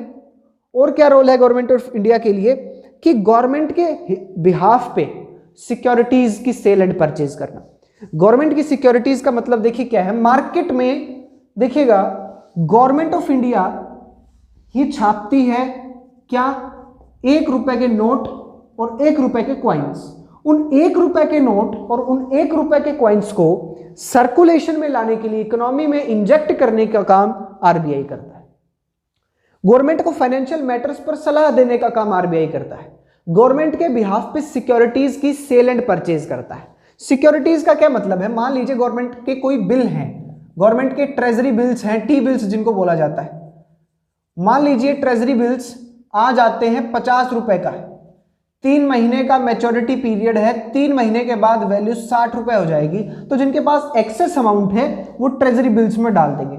हम जब गवर्नमेंट का वो पढ़ेंगे आगे चल के गवर्नमेंट एक्सपेंडिचर, उसमें बड़ा डिटेल में आएगी ये चीजें। तो आरबीआई इन टी बिल्स को लेता है और इनको सर्कुलेट करता है इकोनॉमी में, और 3 महीने के बाद मैच्योरिटी वाला काम करके रिटर्न करता है। एक सबसे इंपॉर्टेंट रिलेशन वो है जिसका मैं आपसे जिक्र करना चाहता हूं, जिसका क्वेश्चन बनेगा, वो है डेफिसिट फाइनेंसिंग। देखिए नाम ही आ गया ना, डेफिसिट। डेफिसिट को फाइनेंस करता है गवर्नमेंट एक्सपेंडिचर में। हम डिटेल में इस चीज को देखने वाले हैं कि गवर्नमेंट कभी कभी एक्सपेंडिचर ज्यादा कर देती है अपने खर्चों से, सॉरी एक खर्चा ज्यादा कर देती है अपनी कमाई से। ऐसी स्थिति में गवर्नमेंट इससे लोन लेती है। गवर्नमेंट कैसे लोन लेती है, नए नोट प्रिंट करवा करके। तो deficit financing, the loan given by RBI to government of India by printing new notes is known as deficit financing. When condition क्या है, government falls short of its revenue over its expenditure. मतलब revenue कम, expenditure ज्यादा। ये हम पढ़ेंगे ही next chapter में। ये गवर्नमेंट के साथ रिलेशन आ गया इसका। और क्या है देखिए, और मैं आपको बताता हूं, जो हमने वहां पर भी पढ़ा था कि फाइनेंशियल क्राइसिस में क्या होगा। ये देखिए lender of the last resort, lender of the last resort function समझिए कि जब कभी किसी बैंक पे फाइनेंशियल क्राइसिस आता है, एक ही समय में जब सारे के सारे जो डिपॉजिटर्स हैं वो अपना पैसा वापस लेने के लिए आ जाते हैं, तो ऐसी कंडीशन में आरबीआई क्या कहता है कि आरबीआई कहता है कि मैं उस स्थिति में आपकी मदद करूंगा, क्योंकि मैंने पहले भी आपको बोला सीआरआर कौन रखता है, आरबीआई रखता है। तो सीआरआर कुछ तो होता ही है, कुछ आरबीआई कुछ और एडिशनल हेल्प उसकी करता है और बचा लेता है उस बैंक को डूबने से। यस बैंक, बहुत सारे बैंक्स का आपने एग्जाम्पल देखा। एक और जो है वो है clearing the house function. Clearing the house function, मान लीजिए देखिए आपने बैंक ए से कोई चेक निकाला और बैंक बी में लगा दिया, और किसी आदमी ने बैंक बी का चेक लेके बैंक ए में लगा दिया। तो ऐसे में कैश की ट्रांजैक्शन ना करनी पड़े, क्योंकि इन दोनों के अकाउंट्स इन दोनों बैंक्स का अकाउंट आरबीआई में तो है ही, तो आरबीआई वहां से मनी को इधर से इधर कर देगा। तो एक क्लियरिंग हाउस फंक्शन इंपॉर्टेंट नहीं है। इस पूरे में अगर हम देखें तो क्या इंपॉर्टेंट है जो 1 मार्क्स में आ सकता है, सोचने की बात है। क्या बैंक ऑफ इशू आ सकता है? नहीं आ सकता। बैंक ऑफ इशू में क्वेश्चन आएगा कितने करोड़ का रिजर्व आपको रखना पड़ता है, फर्स्ट।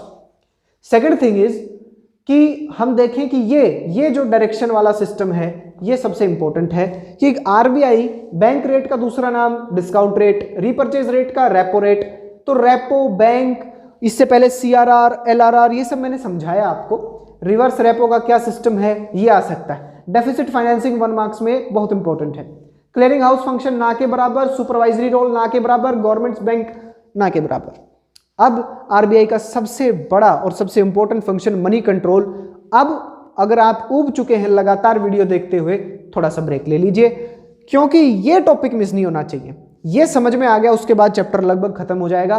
फिर केवल एक कंपैरिजन बचेगा आरबीआई और कमर्शियल बैंक का, जो 2 से 3 मिनट का है। अब मैं आपको करवाने जा रहा हूं कि मनी कंट्रोल। थोड़ा सा इसमें डिटेल हमें समझनी होगी। मनी कंट्रोल बाय आरबीआई को ज्यादा बारीकी से हमें करने की जरूरत है। देखिए, मनी कंट्रोल, मनी सप्लाई को कंट्रोल करना, मनी सप्लाई को रेगुलेट करना, जो बात है, जो फंक्शन है, उसको देखते हैं। देखिए, क्या है मनी सप्लाई? मनी सप्लाई या supply of money stock concept है, पहले बताया था। What is money supply? Is that the total stock of money held by general public at a particular period of point of time, sorry, stock concept है। अब देखा जाए तो ये मनी सप्लाई कितनी होनी चाहिए, कितनी मनी होनी चाहिए? देखिए, मनी सप्लाई जीडीपी से बहुत ज्यादा रिलेट करेगी इसमें। आइडियल मनी सप्लाई क्या होती है? Ideal money supply, what is ideal money supply? देखिए, क्या क्या हो सकता है, क्या स्थिति बन सकती है। मान लीजिए एक हाइपोथेटिकल कंडीशन में हम एक एग्जांपल लेकर के चलते हैं। एक इकोनॉमी में, बहुत सिंपल सी इकोनॉमी है, उस इकोनॉमी के अंदर 1 केजी वीट बना है, वीट, 1 केजी वीट। अब इसकी प्राइस जो है, मैं मान लेता हूं कि इसकी प्राइस 10 रुपए है, ठीक है। तो जब 1 किलो वीट की प्राइस 10 रुपए सेट की गई, अजम्पशन बहुत सारी हमने इसमें ली है, बहुत सिंपल इकोनॉमी है, इतनी कम प्रोडक्शन है, यही सब 10 रुपए दे करके एक वीट ले लिया गया, कोई लॉस में नहीं है। मान लेते हैं कि वीट तो 1 ही किलो है, लेकिन इस बार मनी मार्केट में ज्यादा है, मनी है इस बार 20 रुपए, तो अब वही 1 किलो वीट 20 रुपए का हो गया। अब मान लेते हैं कि 1 किलो वीट है, लेकिन मार्केट में मनी सप्लाई 5 रुपए, तो वीट की प्राइस गिर गई। जिस सिचुएशन के अंदर ये क्या है, ये आपकी टोटल प्रोडक्शन है। And what is GDP? Gross domestic production, कि primary sector plus secondary sector plus tertiary sector, तीनों का सम, तीनों की प्रोडक्शन। अज्यूमिंग टर्शरी प्राइमरी एग्जिस्ट ही नहीं और सेकेंडरी टर्शरी एग्जिस्ट ही नहीं कर रहे, 1 की प्रोडक्शन है, तो 1 किलो वीट आपकी जीडीपी था। तो जब आपकी जीडीपी क्या है, आपकी GDP less than money supply हो, यानी कि मनी सप्लाई ज्यादा हो जाती है जीडीपी से, प्रोडक्शन से, तो क्या होता है? Price rise. अभी इसको थोड़ा और एक्सप्लेन करेंगे हम। यहां क्या है कि जब जीडीपी ज्यादा है, मनी सप्लाई से, गुड्स ज्यादा बने गए हैं, तो प्राइस फॉल। तो आइडियल क्या होगा? देखिए, आप समझिए एक बार कि मान लेते हैं कि मार्केट में केवल इस समय 1 किलो अनियन है, ठीक है, और इसको खरीदने वाले जो लोग हैं, देखिए क्या खरीदने वाले लोगों की बात हम यहां पर देख रहे हैं कि मान लीजिए मार्केट में जो डिमांड है, एक कंडीशन हम मानते हैं कि डिमांड एंड सप्लाई ने 1 किलो वीट की, 1 किलो ऑनियन की जो प्राइस है वो सेट की है 10 रुपीज, ठीक है। तो इकोनॉमी के अंदर जो लोग, एक स्केल हम बनाते हैं,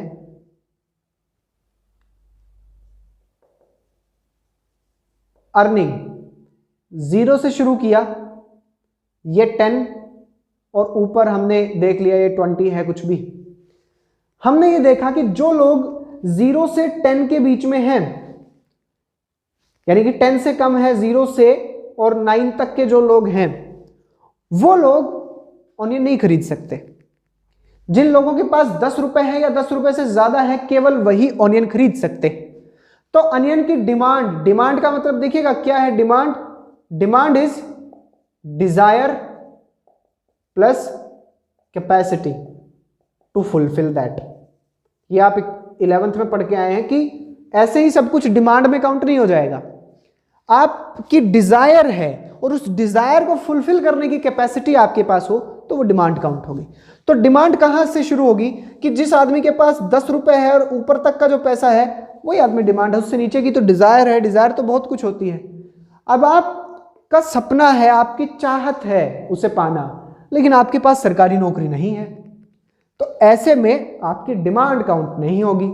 आपके पास कैपेसिटी होनी चाहिए। आप 20 करोड़ का घर खरीदना चाहते हैं, डिजायर है, पैसा आपके पास 20 रुपए भी नहीं है, तो आप नहीं खरीद सकते, वो डिमांड नहीं बनेगी।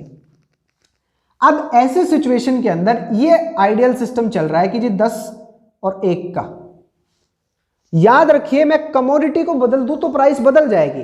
अगले दिन मान लीजिए मार्केट में 2 किलो आ गया तो प्राइस गिरेगी, ऑब्वियस सी बात है। अगले दिन कम रहा, मार्केट में कम रहा अनियन, तो प्राइस बढ़ जाएगी, वो तो आपको पता है। मैं तो प्राइस का सिस्टम समझा रहा हूं, याद रखिएगा, प्राइस के साथ खेल रहे हैं हम थोड़ा सा। अब मानिए कि एक ऐसे सिचुएशन बनती है कि इकोनॉमी के अंदर एम्प्लॉयमेंट मिलता है। एम्प्लॉयमेंट भी छोड़िए, इकोनॉमी के अंदर किसी तरह से मनी सप्लाई जो है वो बढ़ जाती है। और वो मनी सप्लाई कैसे बढ़ती है वो पूरा गवर्नमेंट बजट में हम पढ़ेंगे। मनी सप्लाई एकदम से बढ़ गई। ये जो लोग थे 10 से और 0 के बीच में, अब ये लोग भी, इन लोगों के पास भी पैसा आ गया है। अब ये लोग भी इस कैटेगरी से ऊपर उठ गए हैं। अब जो नया डायग्राम है उसमें मिनिमम 10 रुपए है सबके पास 10 रुपए है, यानी कि अब अनियन को खरीदने वाले लोग ज्यादा हो गए। मार्केट में मनी सप्लाई बढ़ गई है। जब मनी सप्लाई बढ़ गई और खरीदने वालों की संख्या बहुत ज्यादा है, उन लोगों के पास पहले तो नहीं थे ये लोग, लेकिन अब ये लोग ऐड हो गए क्योंकि किसी भी तरह से इनके पास पैसा आया। तो अब क्या होगा, ये आपकी टोटल जीडीपी है।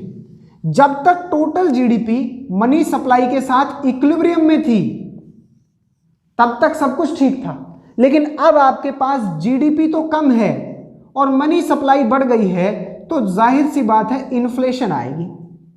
ज्यादा खरीदने वाले होंगे, फटाफट जा जा करके वो चीजों को खरीद लेंगे, तो इन्फ्लेशन आएगा। मान लेते हैं एक कंडीशन ये है कि मनी सप्लाई रेस्ट्रिक्ट हो गई, लोगों की नौकरियां चली गई और बहुत कुछ हो गया। अब एक नया ग्राफ बनता है जिसमें मैक्सिमम पॉपुलेशन अंडर 10 आ गई, 10 रुपए से कम है, तो जाहिर सी बात है कि ऐसे केस में आपकी GDP greater than money supply हो जाएगी। तो इसमें क्या होगा, जब दुकानदार के पास ज्यादा सामान बच गया और जो है बाजार में उसको खरीदने लायक कोई नहीं है, तो उसकी प्राइस धीरे धीरे डाउन आएगी, मार्केट डिफ्लेशन की तरफ जाएगा, मंदी की तरफ जाएगा, यह महंगाई आएगी, यह मंदी आएगी। तो आइडियल मनी सप्लाई क्या है?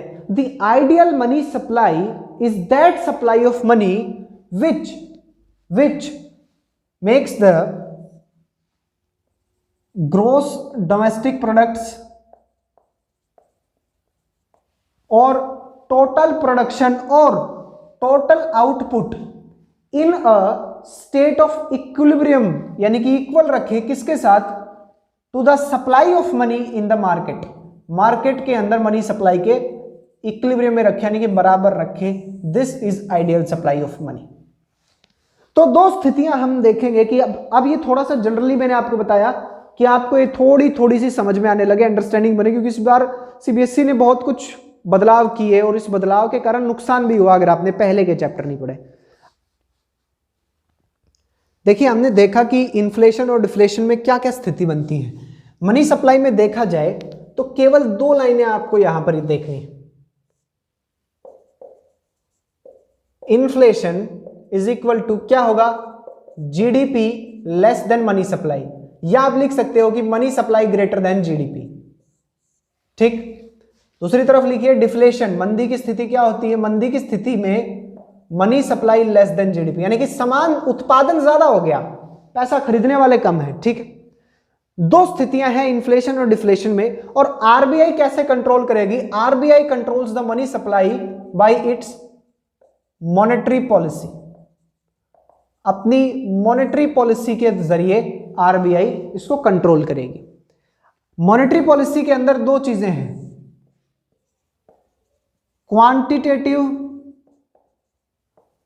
मेजर्स एंड क्वालिटेटिव मेजर्स, या टूल्स आप इनको बोल सकते हैं। इनकी सहायता से मनी सप्लाई कंट्रोल होती है। क्वांटिटेटिव, देखिए आपको याद रखना है कि इन्फ्लेशन की कंडीशन में मनी सप्लाई को कैसे कंट्रोल किया जाएगा, क्रेडिट कंट्रोल से, क्योंकि मेनली कमर्शियल बैंक ही मनी सप्लाई कर रहे हैं क्रेडिट की फॉर्म में। तो आरबीआई कैसे कंट्रोल करेगी कि क्रेडिट को कंट्रोल कर लेगी।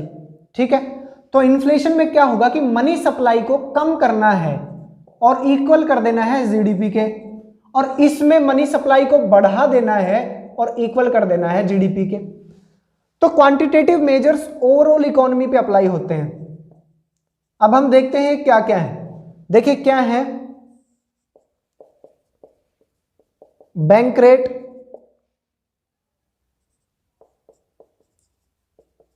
Repo rate,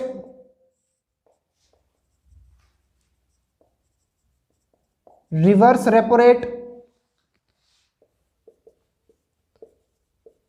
CRR, SLR. Quantitative है selective sector of the economy के अंदर मनी सप्लाई को कंट्रोल करने के लिए। इसमें क्या है,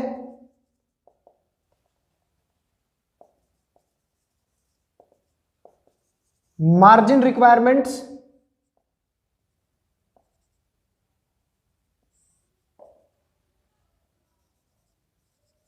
moral suasion and rationing of credit। देखिएगा मैं आपको फिर से एक बार याद दिला दूं कि बैंक रेट क्या होता है। Bank rate the rate at which RBI offers loan to commercial banks long term के लिए। Repo rate the rate at which RBI offers loan to commercial banks for short term. Reverse repo rate the rate at which commercial banks park their surplus funds to RBI। CRR cash reserve ratio, the minimum percentage of total deposits which are held by RBI, commercial banks के total percentage का। SLR का मतलब देखिए क्या है, SLR का मतलब है statutory liquidity रेशो, यानी कि liquid assets, the ratio between the liquid assets of bank with their total deposits, की उनके पास क्या गोल्ड वगैरह है, क्या उनके पास शेयर्स हैं, कौन से लिक्विड एसेट्स उनके पास है। देखिएगा बहुत इंपॉर्टेंट बात यह है कि क्या किया जाएगा अब इनके साथ। अब दो कंडीशंस बनेंगी, इन्फ्लेशन, डिफ्लेशन। इन्फ्लेशन में क्या किया जाएगा कि bank rate, repo rate, reverse repo rate, इन तीनों को बढ़ा दिया जाएगा। फायदा क्या होगा, देखिएगा आरबीआई, कमर्शियल बैंक, जब ये लोन दिया मतलब इन लोगों ने इनमें पैसा लगाया तो रीपर्चेज रेट मिल रहा है, रिवर्स रेपो रेट मिल रहा है। जब कमर्शियल बैंक ने अपना पैसा आरबीआई में डिपॉजिट करवाया तो उन्हें रिवर्स रेपो रेट मिल रहा है, यानी कि ये चार्ज मिल रहा है। तो जब ये बढ़ जाएगा तो ये लोग क्या करेंगे कि जनरल पब्लिक को लोन देने की बजाय आरबीआई में देंगे कि आरबीआई हमें अच्छा इंटरेस्ट दे रहा है। ठीक है, आरबीआई इनको जब लोन देता है तो वो क्या होता है, या तो बैंक रेट होता है या रेपो रेट होता है। जब बैंक रेट बढ़ गया रिवर्स रेपो रेट बढ़ गया तो बैंक्स को ज्यादा इंटरेस्ट देना पड़ेगा, और बैंक ज्यादा इंटरेस्ट नहीं देंगे क्योंकि आम जनता इनसे पैसा नहीं लेगी, फिर कितने हाई रेट ऑफ इंटरेस्ट पे हम नहीं लेंगे, तो अपने आप कमर्शियल बैंक्स कम लोन लेंगे और अपने डिपॉजिट्स आरबीआई में रख देंगे। तो ऐसी सिचुएशन में क्या होगा कि उनके पास क्रेडिट के लिए पैसा कम बचेगा, जनरल पब्लिक को पैसा नहीं देंगे। ठीक है। सीआरआर और एसएलआर के साथ क्या होगा, सीआरआर और एसएलआर को भी बढ़ा दिया जाएगा, ज्यादा लिक्विड एसेट्स रखने पड़ेंगे तो कम फंड्स बचेंगे। जब सीआरआर को बढ़ा दिया गया, सीआरआर का क्या मतलब था, देखिए सीआरआर का इनवर्स रिलेशनशिप था क्रेडिट क्रिएशन के साथ। मैंने आपको बताया था कि मैक्सिमम जो मनी मल्टीप्लायर था उसका क्या फॉर्मूला था, 1/CRR, यानी कि सीआरआर जितना बढ़ेगा क्रेडिट उतना कम होगा। सीआरआर का मतलब वो भी तो है कि आपका मिनिमम परसेंटेज, मान लीजिए 100 रुपए थे, पहले 10 रुपए आरबीआई रख रहा था, अब आरबीआई कह रहा है 30 रुपए मेरे पास रखो, तो ये सीआरआर को बढ़ा दिया जाएगा कि बैंक्स के पास लोन देने के लिए फंड्स कम बचेंगे। डिफ्लेशन में क्या होगा, डिफ्लेशन के अंदर bank rate, repo rate, reverse repo rate, इनको गिरा दिया जाएगा। अब आरबीआई क्या करेगा कि कमर्शियल बैंक्स जब आरबीआई को पैसा दे रहे हैं, जब अपना डिपॉजिट आरबीआई में करवा रहे हैं, तो उनको कम रेट ऑफ इंटरेस्ट मिल रहा है, अब वो जनरल पब्लिक को देंगे ताकि मनी सप्लाई इंक्रीज हो। जब आरबीआई से लोन लेते थे पहले तो ज्यादा बीआर देना पड़ता था, ज्यादा रिवर्स रेपो रेट देना पड़ता था, सॉरी रेपो रेट देना पड़ता था, अब कम देना पड़ रहा है तो ज्यादा इंटरेस्ट इनका इस तरफ आएगा। भाई पहले जो बैंक रेट था वो 5% था और रेपो रेट भी 5% था, अब वो 2-2% है, तो ये लोग क्या करेंगे, फटाफट आरबीआई से पैसा उधार लेंगे, जनरल पब्लिक को देंगे और इनके इंटरेस्ट के पैसे से आरबीआई को पैसा देके अपना प्रॉफिट स्क्वायर ऑफ करके निकल जाएंगे। ठीक है। सीआरआर और एसएलआर का क्या मतलब है कि सीआरआर और एसएलआर को भी गिरा दिया जाएगा। अब कम लिक्विड एसेट रखने हैं, अब कम पैसा आरबीआई के पास रखना है, तो बैंक्स के पास availability of funds increase. The important is this box, ये बॉक्स इंपॉर्टेंट है, ये डायग्राम इस तरह से बनता चला जाएगा। मार्जिन रिक्वायरमेंट्स, मार्जिन रिक्वायरमेंट्स का क्या मतलब है कि मार्जिन रिक्वायरमेंट का मतलब होता है कि कोलेट्रल, सिक्योरिटी, कोलेट्रल की बात आती है। मान लीजिए आपको 1 लाख का लोन चाहिए, उसके लिए पहले आपको 80,000 की जो है वो रखनी पड़ती थी सिक्योरिटी, अब कहता है कि 1 लाख के लोन के लिए आपको 1.5 लाख की सिक्योरिटी रखनी पड़ेगी। तो ऐसे में लोग नहीं लेते हैं, एक सिलेक्टिव सेक्टर के लिए काम किया जा रहा है। मान लीजिए जैसे कि ड्रिंक है, अल्कोहल सेक्टर के लिए है। मोरल सुएशन क्या है, आरबीआई की पहले डायरेक्शन और फिर डंडा, डंडा मतलब स्ट्रिक्ट एक्शन, कि या तो प्यार से मान जाओ वरना आपके खिलाफ जो है स्ट्रिक्ट एक्शन लिया जाएगा, और आरबीआई डायरेक्ट करेगी कि आप इन जगहों पर कम पैसा दें। ठीक है। रैशनिंग ऑफ क्रेडिट, कि क्रेडिट में कोटाज बांट देगी कि इस सेक्टर को केवल इतना ही दे सकते हैं आप। मान लीजिए अल्कोहल के लिए अगर आपको लोन चाहिए, अल्कोहल की फैक्ट्री बनाने के लिए, तो आपको 100 करोड़ का ही लोन मिलेगा, इससे ज्यादा का नहीं मिलेगा, आरबीआई ने डिसाइड कर दिया। तो ये है पूरा क्रेडिट कंट्रोल। अब इन्फ्लेशन के अंदर क्या होगा कि इन्फ्लेशन में मार्जिन रिक्वायरमेंट बढ़ा दी जाएगी, डिफ्लेशन में गिरा दी जाएगी। आरबीआई मोरल सुएशन के तहत डायरेक्शन देगा इन्फ्लेशन में कि be restrictive in money supply, की ज्यादा लोन मत दो, यहां कहेगा कि बी लिबरल, पैसा दो। Rationing of credit is introduced during inflation, कि कोटा बांट दो फटाफट, और डिफ्लेशन में कि आप ज्यादा से ज्यादा पैसा मार्केट में जाने दीजिए ताकि मनी सप्लाई बैलेंस में रहे जीडीपी के। ये फंक्शन था आरबीआई का। ये हमारा चैप्टर खत्म हो गया है। इस चैप्टर के रिगार्डिंग, दोनों ही चैप्टर के रिगार्डिंग एक पीडीएफ मैंने नीचे अपलोड की है, इसमें डिस्क्रिप्शन में। इसको खत्म करने के बाद आप उसको सोल्व करके देखें, और अगर आप उसको सोल्व कर पाते हैं तो आप ये मान सकते हैं कि हाँ आपके समझ में आया। डायग्राम साथ के साथ बना लेते बहुत अच्छा रहता, अब बना लीजिए। Thank you very much.